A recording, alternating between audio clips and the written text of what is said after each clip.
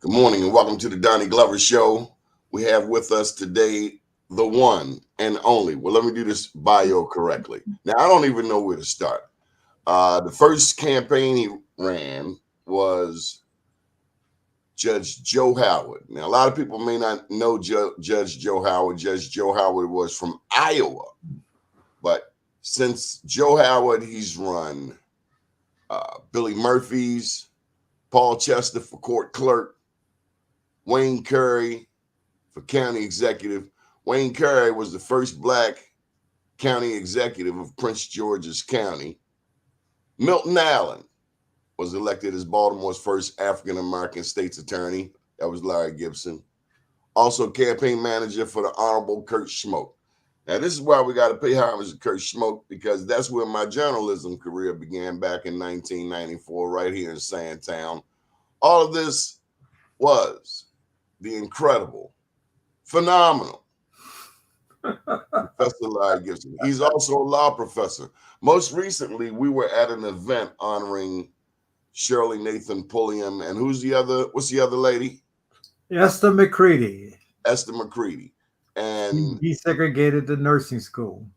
I got a chance to see, because I've typically gone to historically black colleges, I got the opportunity to see white people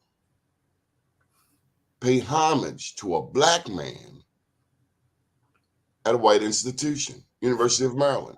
And speaking of, that happens a lot. Come on. No. All right, but anyway, go ahead, keep going. Keep on, do what you're doing. He's funny. Just think, there's now, as of about a month ago, an African-American dean of the University of Maryland School of Nursing. And of course, Esther McCready had to sue to get into that nursing school in 1948. And now we're making some progress. And Esther McCready. No. Just think of that. Both the law school and the nursing school of the University of Maryland have African-American women as deans. So that's progress. Now, Esther McCready, she went to what high school here in Baltimore? Dunbar High School. And when she was a high school student, she decided that she had a right to go to her state's nursing school. At that time, blacks who wanted to go to nursing school, and the state would pay them to go to Tennessee to Meharry. But Esther McCready, on her own, not prompted by anybody, just had said, wait a minute, I'm a citizen of the city and of the state, and I want to go to my nursing school. Began the process, and the NAACP people learned of her process. Charles Hamilton Houston specifically, and joined in and helped her. And at the end of the process, the appellate case, Thurgood Marshall argued that because Houston was ill. But she was a fantastic person, Esther McCready. And she didn't take no stuff. That's what you told me. That's exactly right. Okay, so let me finish this bio. Under President Jimmy Carter, Mr. Professor Larry Gibson served as an Associate Deputy Attorney General of the United States. He served as Vice Chairman of the National Security Council Working Group on Terrorism and was Director of the National Economic Crimes Project. In 1992, Gibson served as the Maryland State Chairman for Clinton Gore. 2000s, Gibson started serving as campaign consultant and political advisor. Now, here's the part. I was explaining to my lady friend that not only were you doing things here in the States, but internationally, including in Liberia. Who's that? President Ellen Johnson Sirleaf. Now, Liberia, a lot of us African Americans, we don't know our history. Liberia was established for blacks to go back to Africa from America. Sierra Leone was established for blacks who fought with the British, correct? Right. Returning from British overseas possessions, sort of. Mm-hmm. Right. So there are two colonies established for blacks, one for blacks through the Brits, one for blacks through the Americas. Ours is Liberia. I know because I worked with a young man when I was about 15 from Monrovia. I'll never forget the story. All right, enough. And former president of Madagascar, Mark Ravalomanana. Ravalomanana. Yeah, that's a mouthful, but Yeah. Malagasy names tend to be long. Did you like Madagascar? Now that's an island, correct? Yes, I actually handled 3 elections in Madagascar. The president initially, and then the next year, the national legislature is called the Assembly, and then Mark's re-election around 2004. It was fascinating, yes, because Madagascar is off the coast, the east coast of Africa. Its population is a combination of blacks people, but a lot of people who came from Southeast Asia, particularly Malaysia, and so it's this combination of people that has this African feel to it and this Southeast Asian feel to it. It was, in terms of European connection, was principally a French colony. And so the difficulty there was that I had to design material. Most of my design work was done in Heidelberg, Germany, speaking with Germans whose English was sort of good, with Malagasys whose language was French and Malagasy. So it took me a long time to get the leaflets, the pamphlets to say what I wanted them to say, but we got it worked out. What color did you use? It was a. I'm thinking green. No, there was a green. It was a blue, yellow, green design. It was a logo. Let me tell you about the color in that. And when Mark won, he put this logo that I had designed for campaign material on the money. So I went around bragging for years. Yeah, I designed money. It was like about that $20 bill. He redid the $20 bill. I thought it looked silly on there because it didn't. Most of the money looked like money, and here was this campaign logo on the money. So anyway, but that was a special kind of venture. Right? How many people know where Madagascar is? Well, that was my first reaction, because I mean the Madagascar thing got started by Kurt Schmoke.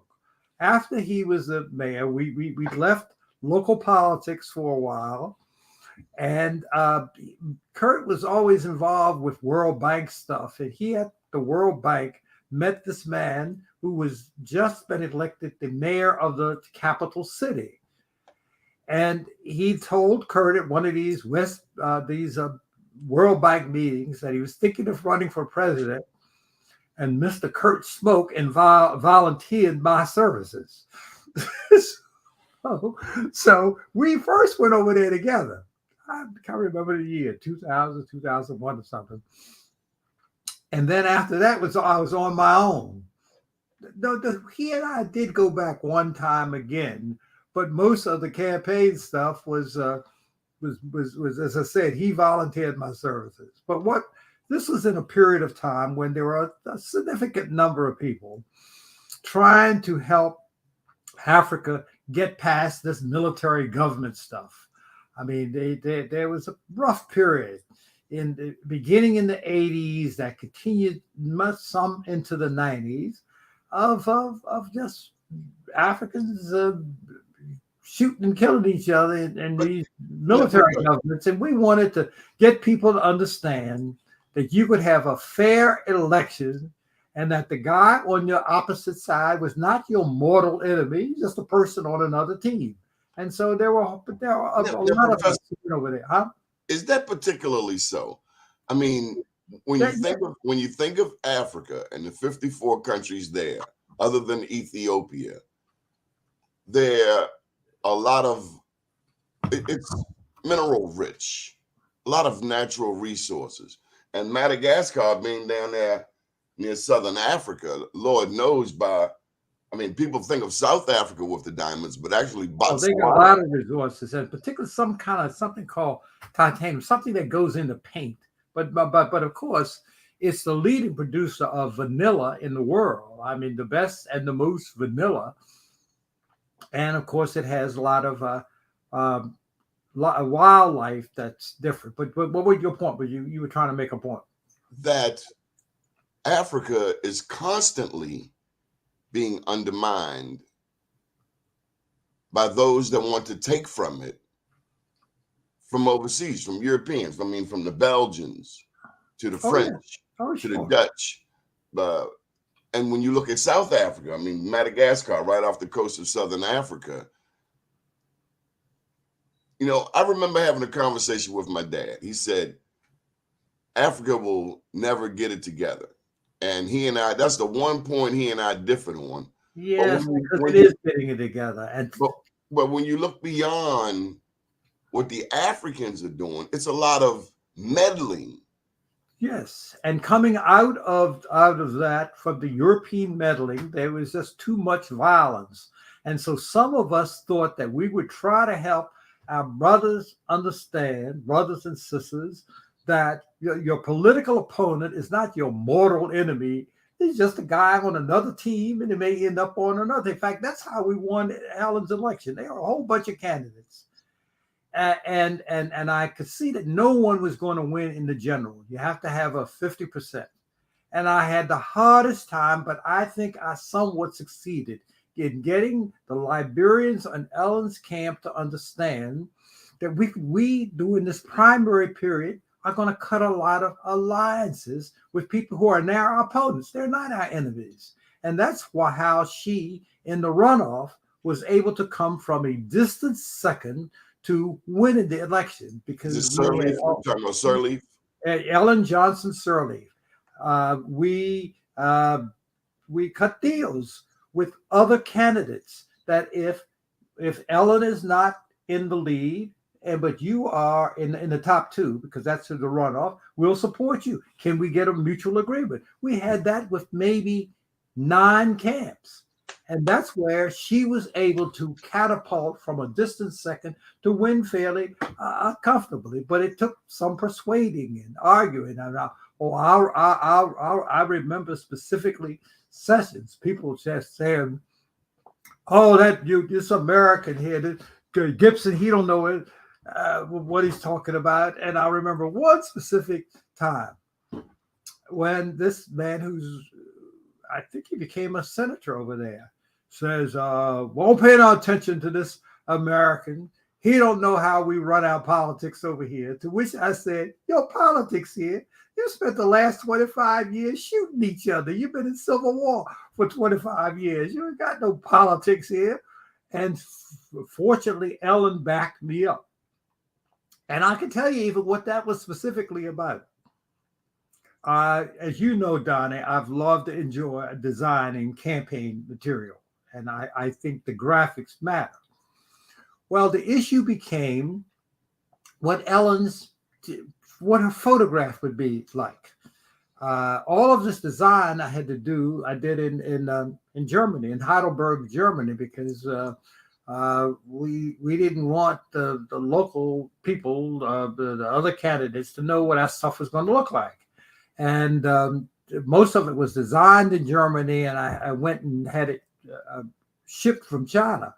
But anyway, the issue was I decided to advise Ellen to have a photograph without a head wrapped.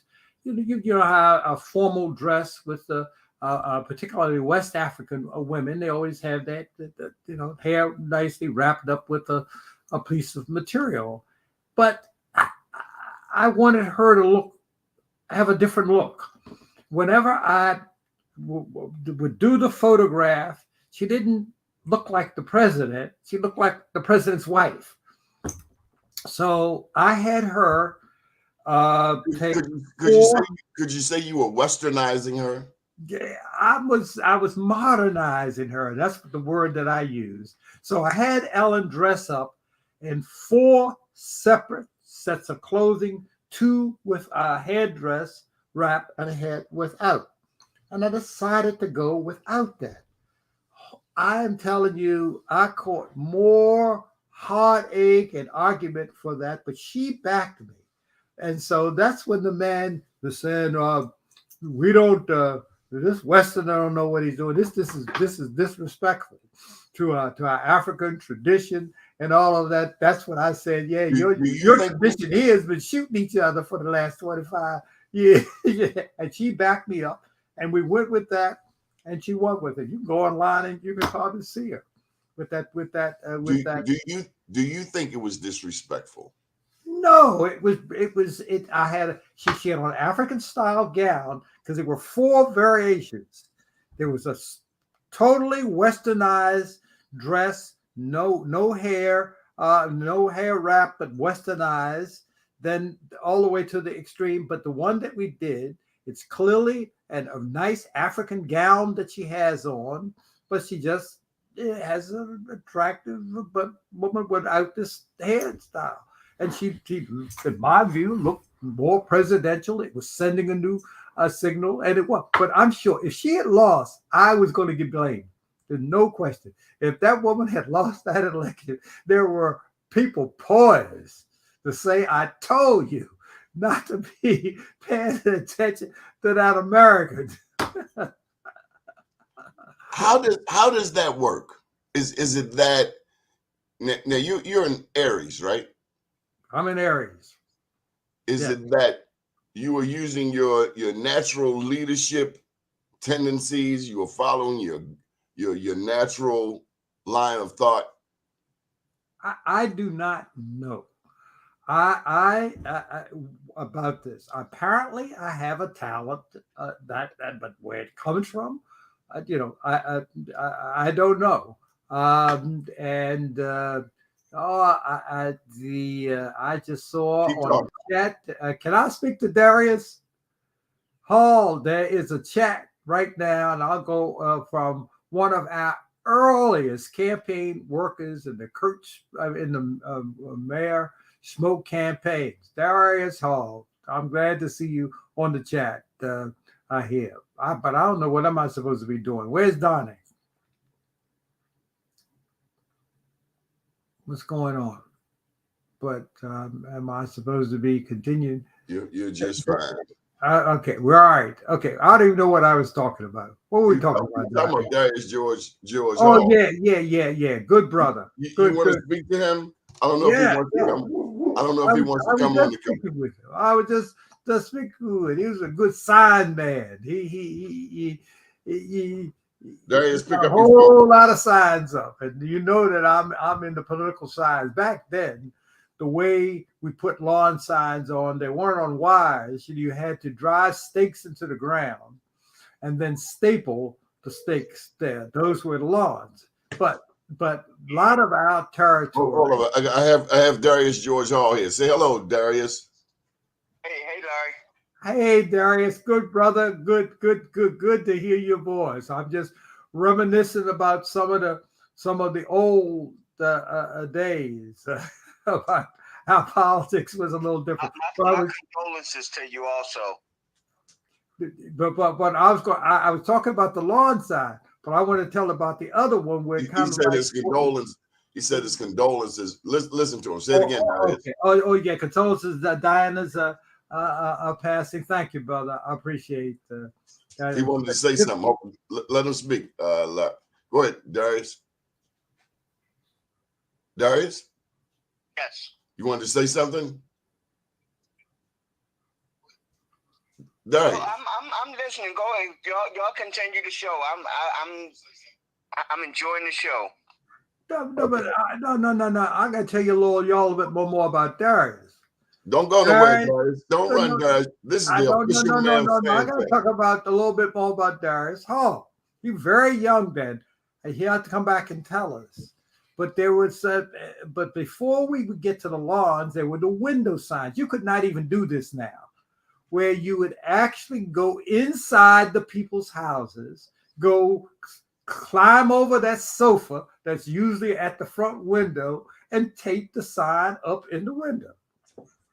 And Darius was like a youngster. The people who could get into houses was Darius, Malik Rockman. If there's a woman in the house, you knew your sign was going to go up if Malik came to the house. Yeah, he can come on in and post this sign up. And yeah, we go. But boy, imagine that the campaign. Can I come into your sign, come into your living room, and go to your front window and tape a sign facing out?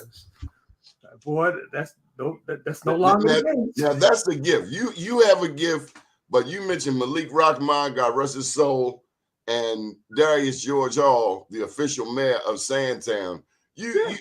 So you got Malik Rahman, right? Now I think his nickname was Gypsy. Malik. I've known him forever. I don't know the day, but I know if we wanted signs up. You come from two different worlds. I come from no two different worlds. I come from 1300 block of Fulton Avenue. What world? Just came a little bit earlier. I went to 132 on Mount Street. Well, that's my world. So we come from the same world. We just came at different times. All right, Darius, you go ahead and listen in. I'll cut it off. Now, I don't remember what we were talking about. We were talking about we were talking about Madagascar and Sirleaf and Liberia and you westernizing this lady. But we had some other things to talk about. I don't want you to, because you will take over the show. Biden presidential. Come on, tell me about Biden. How's he doing? I think he is doing fantastic. And let me explain why. Back 2 months ago, when they were in the debt limit crisis and the threat that the U.S. was going to default on this debt, I watched this man, political genius, where he actually used the debt crisis to negotiate 2 years of a budget. First of all, the budget negotiations normally don't get heavy until about October. And with Republicans in there, often there's this threat of a shutdown. I'm not talking about the default. So what Biden, in a genius way, used the debt crisis to not only get the debt crisis, the debt thing done for 2 years, but a budget deal. And I could see what he was doing. And on national TV, O'Donnell finally 2, 3, or 4 days before it happened understood it. I was saying, this is no problem for Biden and his people manipulated this, and they did. And by the time the Republicans figured it out, it was too late. I also watch, and I don't fully I understand who were all the people involved. How this man rebuilt NATO. Trump almost destroyed NATO, had weakened it, and how Biden used, again, this Ukraine crisis to expand, control. Well, either one or the other. You're either growing or you're dying. You're either expanding or you're contracting. Exactly. And how he mobilized the whole Western world. Yes, Biden and his people. Yeah, because others are organizing too. So either we're going to organize and tighten up with our partners, because you've heard of this thing, BRICS, right? Brazil, Russia, India, China, South Africa. Sure.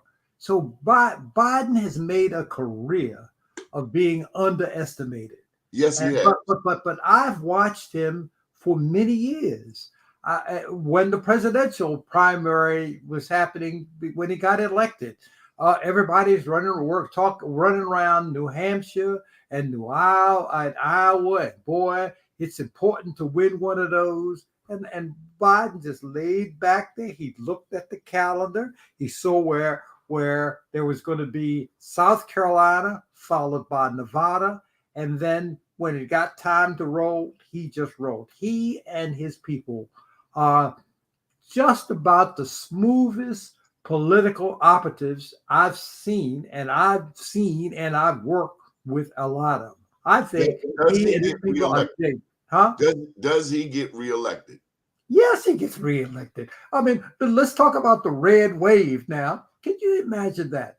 And during the middle of a term, a presidential term, the incumbent party always loses lots of seats. What did Obama lose? Around 30 or 40 or so. Oh, but I can't. He did the unimaginable thing of actually picking up a Senate seat and losing one or two or three of House seats. This red wave that was supposed to happen, it didn't happen. And in this case, but here he's got a special aid here, and it's called the Supreme Court's decision on abortion rights. That's the gift that keeps on giving, because we've got the Republicans keep digging this hole deeper and deeper, where every day how many X thousand young women become childbearing age, and they and their families just continue to focus on this particular issue. And I think Biden's doing fine, but it won't look like it until it happens. Biden's is very, very skillful at lowering the bar, making people think this old sleepy shoes, old man who's not going to get much done, as he gets major legislation done with a narrow margin in the houses. So I know I'm a big Biden fan. I just think he's a genius. Tell me about this abortion issue. What is at the root of it? How all of a sudden Roe v. Wade, out of the clear blue, this switches back? What is the? It's a most amazing thing. I do not understand it. Is it about white supremacy? Is it about well, there are bits and pieces of it, but no, I don't fully understand it. They're just odd reactions to things. Let's go back to Obama's election, and what a shock that was to some people, and that led to what we call the Tea Party. People really operating in the Midwest against their economic interests, but just this image of this beautiful black family occupying the White House just set some people crazy. I don't fully understand this abortion issue, but what I do know, this is a situation where they caught the dog and the dog is now biting them, and it almost guarantees, in my view, not only Biden's reelection but further advances. I mean, by Democrats. I mean, I'm quite optimistic.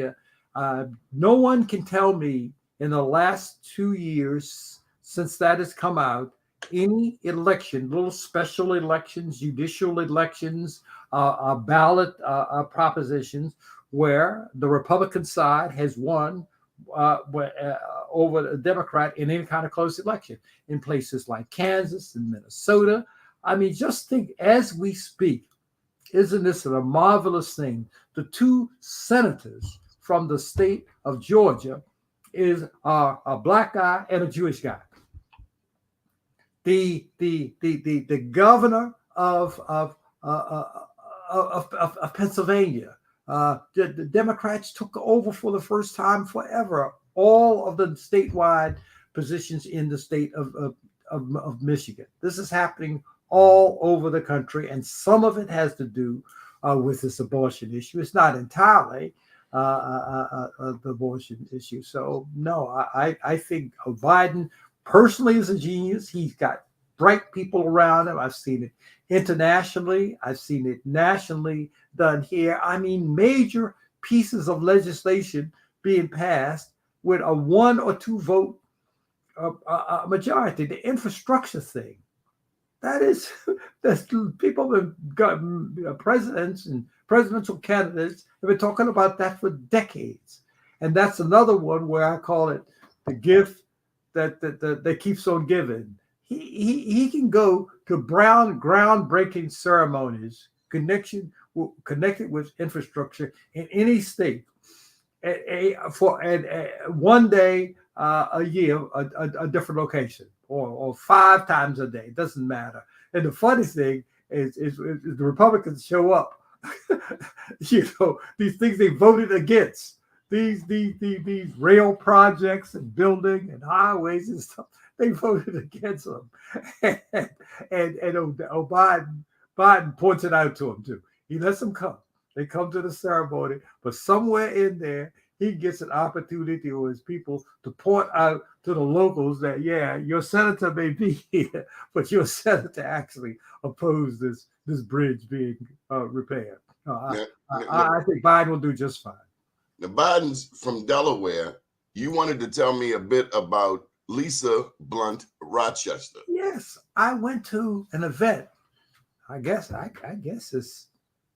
wasn't secret. I was at an event with Biden about a week ago. It was a dinner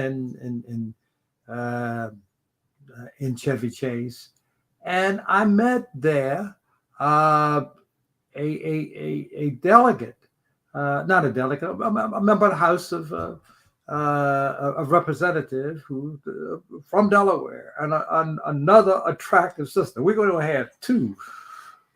I guess I shouldn't say what this. I was going to say 2 fine mamas, but two Black African American women senators, with Angela Alsabrook, and now the sister from Delaware. So she's going to run in Delaware for the Senate. She's currently the a congresswoman, and then of course we know we're going to elect Angela Alsabrook, senator from the state of Maryland, to the U.S. Senate.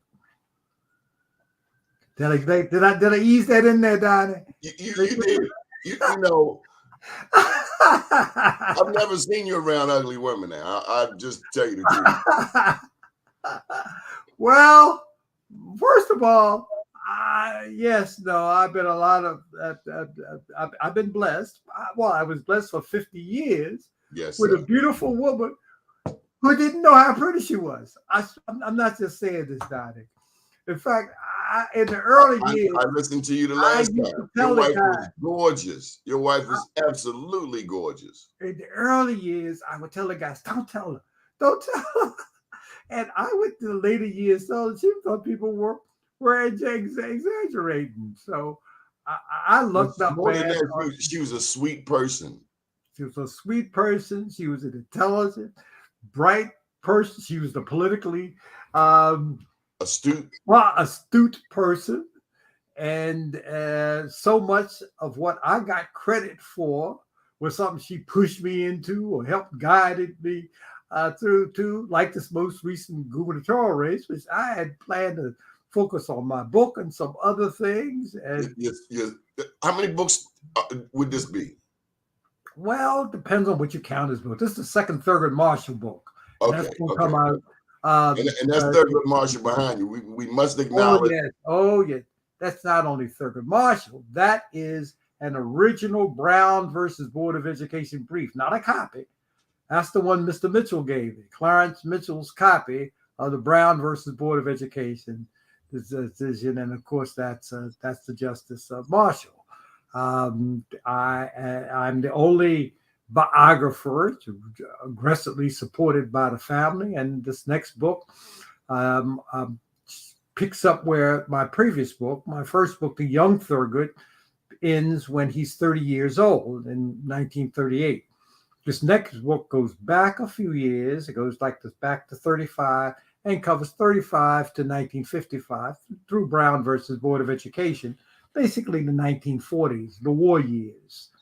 And so that's what I was doing. So that's what I planned to do. And I'd been to governor's races, but thinking about my wife, Diana, she kept talking about he cute. Westmore got a bald head, and I mean, I know. And she says, we got a chance to elect this bright, Africa attractive black man as governor. So she just wore me down. You know, I remember going to one of your campaign meetings. It was over around North Charles Street, University Parkway. But I watched you teach a class to us volunteers on how to be a good volunteer. And you told us what we were going to do and how we were going to do it. And what I enjoyed most about it was I've never seen anything like it since, where someone of your ilk, someone of your caliber took the time, maybe a Ray Haysbert, someone who's, you know, up there, takes the time to reach down and teach the everyday person. What comes to mind is the poem "If" by Rudyard Kipling. Oh, yes. That you can walk with kings, but not lose the common touch. Well, I enjoy teaching it. Think now, this is my 53rd year as a law professor, and my 49th at Maryland. And so I have spent my life with 24, 25-year-olds. And now, of course, many of the former students are themselves parents. No, so many of my former students are grandparents. The enjoy of teaching, and what it does, it makes you last forever, become immortal. I mean, what you don't know, how a teacher does not know how their influence will continue, where it will stop. And so, and I learn from the young people. I was going to ask you that. What do you learn from the young people? I mean, well, right now it's just technology, but their way of thinking about things, the way of processing information, they're faster about things, and but just the technology. I'm the student. When I advertise for student research assistants, I've now about 4 times put in the little ad, "Who wants to teach an old dog new tricks?" And that's what the students are responding to. And that's inevitably what happens. Yeah, I can told them a lot about the past, and most of my work is historical. So we're going back looking at old documents, but I also learn from them. So my research assistants respond to an ad, "Who wants to teach an old dog new tricks?" So that's been my joy. I mean, they sometimes I say to myself, they're paying me to do this. So what advice do you have to anyone, young people trying to find their career? I mean, I really want you to tell me about those early days when you were a student. Those are really my favorite stories. I've heard a lot of your history, but what I found most fascinating was when you were navigating law school and undergraduate school yourself. I find those to be the most fascinating stories. Well, this was a particular time. Remember, I went to college in 1960. So I'm at Howard University from 60 to 64. This is the beginning of a certain phase of the civil rights movement. I mean, SNCC, the Student Nonviolent Coordinating Committee, kind of emerges out of that. At Howard, our pre-SNCC group was called NAG, Nonviolent Action Group. And the Baltimore Morgan group that became, it was called, I had you want to roll. Civic Interest Group at Morgan, and the activity then was principally sit-ins. We're trying to deal with public accommodations. And so, and on a previous show, I talked to you about the incident. the incident in Baltimore, Yes, where we yes. come over here and sit and and they let us eat, and I had to borrow the money. That was at the Oriole Cafeteria, where there's a CVS there now, the 5200 block of York Road. But that was a period of time where our principal activity externally was dealing with public accommodations. Now, but there were other issues, and at the same time, there were young members of the group, and many from Howard, who would go back to the South in the beginning of activity. So there was that. There was also the beginning of Black electoral strength expanding. So that's why I was anxious to get back here and start some of this. But with some of the early elections around the country, and then there was a ferment around the ending of the Vietnam War. So you had the civil rights activity, and then a lot of other young people in the streets, and somewhat of an overlap, trying to get us out of this war. But somebody told you something. One of your mentors, At Howard University, good mentors. Oh my Lord, my personal mentor was a poet, Sterling Brown. He just kind of adopted me. I called him Pops, and that relationship continued up until his death after I became a lawyer. But at Howard University, there were multiple heavy duty leaders of people, some of them students, but my closest relationship was with Sterling Brown, Professor Sterling Brown. He also needed poems, fantastic poet. What is your favorite poem? My favorite poem. I like Sterling's Strong Man. Strong man, keep it coming, keep them getting stronger. But I've got so many. Don't start me now. I know a whole lot of them by heart, and I love Langston Hughes. Sterling and Langston were good friends, and Langston would come to Howard University to meet with Sterling Brown, and so I had the pleasure of meeting Langston. And back then, coffee houses were a thing. And I, in my last 2 years at Howard, read Black poets in coffee houses in Washington, D.C. There was one called the West End, another called Coffee and Confusion, and I'm trying to remember what the other one was. But that was a 1960-ish phenomena. And I just found some of the actual printed, there would be the menu, and then there would be Larry Gibson reading Black poems. so Conte Cullen, of course. Yet do I marvel at this. Oh yes, yet do I marvel at this marvelous thing to make a poet black and bid him sing. Oh yes. Cullen's Baltimore was. Once riding in Baltimore, heart filled, head filled with glee, I saw a Baltimorean keep looking straight at me. Now I was young and very young, and he was no whit bigger. So I smiled. But he poked out his tongue and called me nigger. I saw the whole of Baltimore from May until December. Of all the things that happened there, that's all that I remember.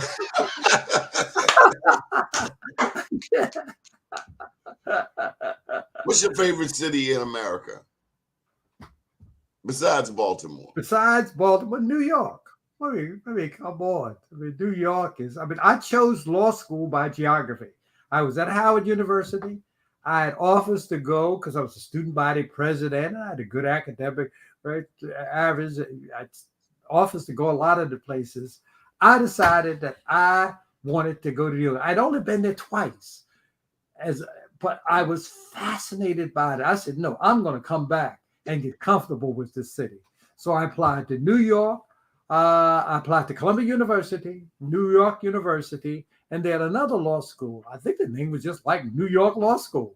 I was accepted to each of those, and I went to Columbia. So I just decided where I would go to law school or by geography, and it's still a fascinating city. There's no and I've a city like it. I've been all over the world. I've been to 75 countries, just about every major city in the world, and still a combination of things that are at New York: cultural, historical, music, a Broadway, museums, Harlem.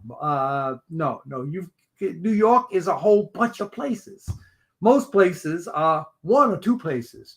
New York is yeah. There are different things going. So that's an easy one. Outside of Baltimore, I'm a big Baltimore fan, and only get me start talking about the assets of this city because it has assets that no other place has. Well, I wanted to go to that in Baltimore. Oh, I'll talk to you about that. About Baltimore. Okay, so one of the important neighborhoods. Well, an important mayor was J. Barry Mahul. He was mayor of Baltimore from 1907 to 1911. Yeah, I have a document signed by him where he appointed Harry Scythe Cummings to the Cheltenham board. But okay, but go ahead, talk about it. So he passed an ordinance, or he pushed this ordinance in 1910, which said that blacks couldn't move into white neighborhoods and whites couldn't move into black neighborhoods. And this was all done as a result of the Roland Park community. Roland Park had the first suburban community in Baltimore. And those white folks didn't want. Now, a lot of people don't know it. In addition to Roland Park, up the street was Cross Keys. A lot of people don't know that blacks lived in Cross Keys. A lot of people don't know that there was also Hose Heights. Blackport lived in Cross Keys then because it was a golf club. But I know what you're talking about. In 1910, Baltimore passed the first apartheid legislation in the United States. And what I explain and mean by that, there's discrimination against blacks everywhere all over the country. But it is the first time a law was passed that made it illegal for a black to move into a white neighborhood. In fact, it was then copied around the country and called the Baltimore Law. This is 1910, a series of ordinances. Yes, Mahul was the mayor, but the moving force was not really him. It starts with a council member named the Shields, and then there were other he's the father William of Marbury. And it took him about 3 times to get the law correct. And a fantastic black lawyer, W. Ashby Hawkins, kept challenging them and knocked out the 2 original versions of the statute. But the law made it illegal, of course, it was written both ways, for black to move into a white neighborhood and a white to move into a black. And that was copied all over the country. So he was known as the father of segregation. Well, it's not the father of segregation. No, I don't remember that term. And but remember, those laws only existed until 1914 in Buchanan versus Warley, where the criminal statutes were declared unconstitutional. Of course, then became the use of the racially restricted covenant, where they would put it in the deed, and that continued until 1948, until Plessy versus Ferguson, where Thurgood Marshall knocked that out. But that use of the criminal statute, 1910, began in Baltimore. So he made it criminal if someone moved into other race. Yes. It was a criminal. There were the funniest case to me, and on almost all of the opposition on the defense counsel would be by W. Ashby Hawkins. Okay. And then you told me also last time. You told me. Well, I know Ashby Hawkins, black attorney, Baltimore. Yeah. He was the nemesis to J. Barry Mahul, this apartheid mayor. But there's another name. He had a brother-in-law. Yeah. Well, they were brothers. Yeah. They married sisters. George McMecken. George McMecken. They married sisters. Both were lawyers, and the McMecken is moved into the 1800 block of McCullough Street. Up at that point, blacks were on Druid Hill, but not on McCullough, and that's what led to this legislation. But I've always thought of it as being a George McMecken matter. But I later, about a year ago, finally found the original deed. Hawkins bought the house. Hawkins is actually bought the house, and then McMecken moved into it, and that's what led to that to that legislation. But Because yeah, we they have were married McMecken Street over here to remind us of it, and a lot of us here in West Baltimore, we go up McMecken Street all the time. McMecken Street goes from, it takes you straight on over to 83. But it's not, that's not the source of the name. No, George McMecken, they were naming streets after black people back then. This McMecken. That's McMecken. not the same McMecken? No. That street. Oh, damn. No connection at all. Baltimore's street names were come from an earlier period of time. No.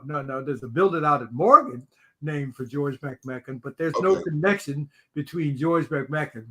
Okay. Any buildings named after Ashby Hawkins? Not that I think of. No. There certainly ought to be. He was the first great civil rights lawyer. That was Thurgood Marshall's model. He was an amazing man. And you know what?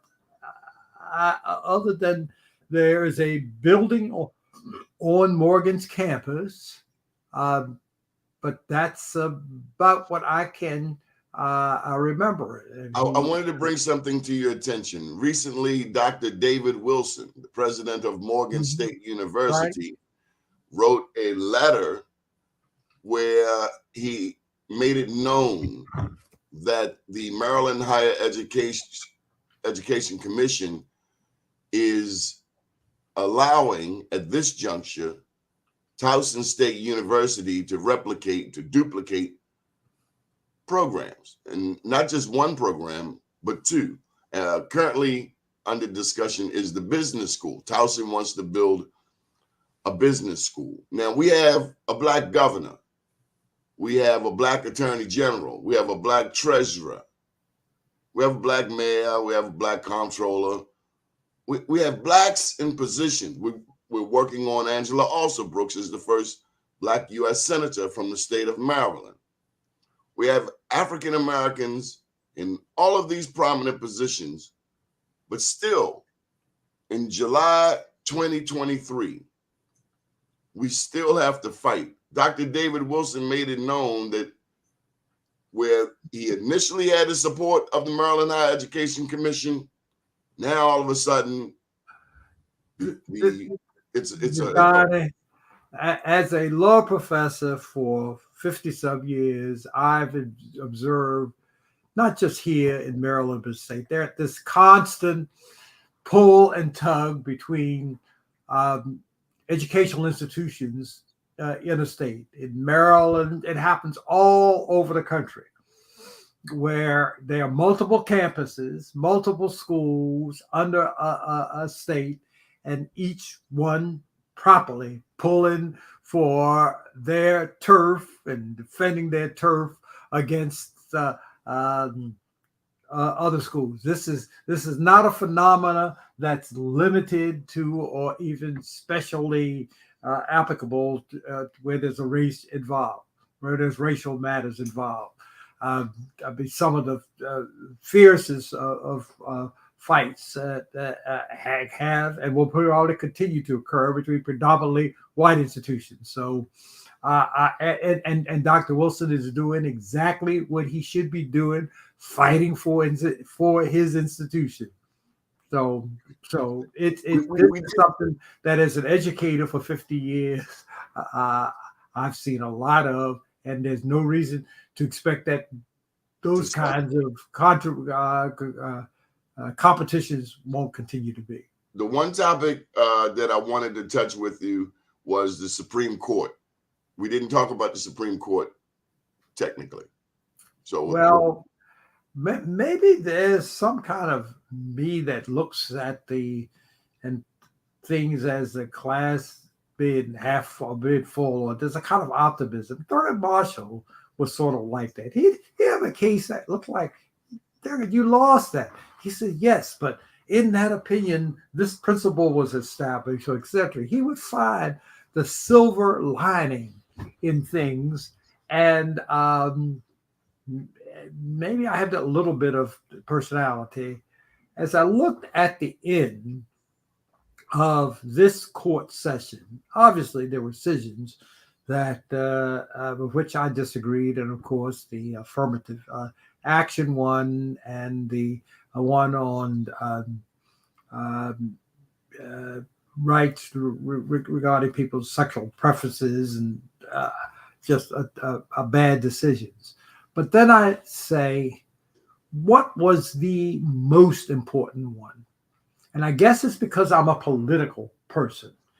The most important decision came out right at the end of the session. This was the one dealing with the efforts that the Republicans were making to take a provision of the U.S. Constitution and say that the state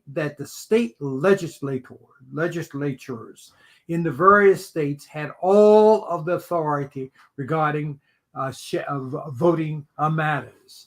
That the state constitutions could be ignored, the state courts could be ignored. It is this independent legislature theory. When I first heard it surface, I didn't think it would get much resonance, but then it became a major a thing of the right wing. This is what shapes power, and the court in the 6-3 decision came out right on that. To me, that was by far the most important decision of the court this year, and it hasn't gotten much attention. And maybe the second category also. A group of cases they decided that deal with election matters. That the most prominent one was the redistricting of the congressional delegation in Alabama. I mean, the court had signaled earlier, the Supreme Court, that it was going to allow partisan gerrymandering, and there were earlier decisions where the court refused to step in. But the map in Alabama apparently reached the point. I mean, that was ridiculous. It was so ugly. Seven congressional districts in Alabama, and they were able to gerrymander at this thing. They have only one predominantly black district, and Donnie, it was a work of art. Think of this now. You're dividing the state to get a seventh of the state that they could take and make a single congressional district that reached from Birmingham down to Montgomery, and a piece of Selma in it, and almost touching Tuskegee. It was a work of art. It looks so ridiculous, but the Supreme Court said this is beyond the pale, because they had allowed the North Carolina map to go in. So this gives us at least one more a black congressman from Georgia. I mean, from Atlanta. Excuse me, from Alabama. And there was another. I'm trying to remember the state. They did two of those near the end of the year, in which they enforced the provisions of the Voting Rights Act that says these devices should not be used to dilute black political power. So I focus on the power. I challenge and I abhor those earlier decisions. But if I had to pick, somebody said you can only win one case. You can only win one or two cases. I would have picked the ones that came out right, dealing with political power. Any final thoughts, Professor? Donnie, my final thoughts is about you. I mean, brother, you have done the right thing in your own distinctive Donnie Glover way for a long time. And it is distinctive. I mean, I mean, nobody can say you copied anybody or you like anybody. You are like Donnie Glover. And when I say this, people know what I'm talking about. They admire it, and so that's my thought. You keep being the pain in the butt that you are.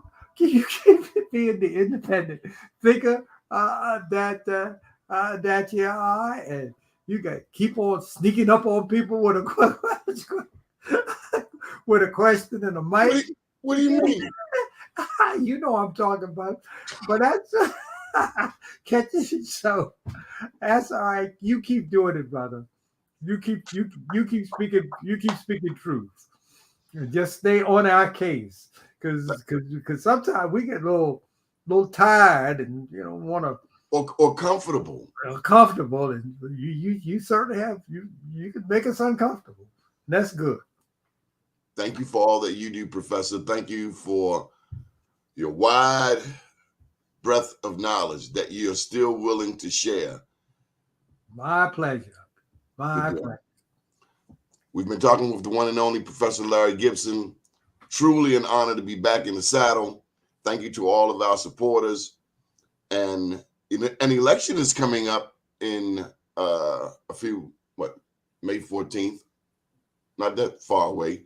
Can't wait to see what happens, and maybe we can bring Professor back to talk about some of those things. It's been a beautiful day, and do stay tuned to the show. We're on Monday through Friday, 9 a.m. Special thank you to Dr. Tyrone Taborn. You know Dr. Taborn?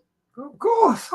You're not gonna not know the brother. See, I talk about how the young people keep you into technology. Well, Tyrone is one of the old heads who thinks young and stays ahead of the curve on the technology and where things are heading.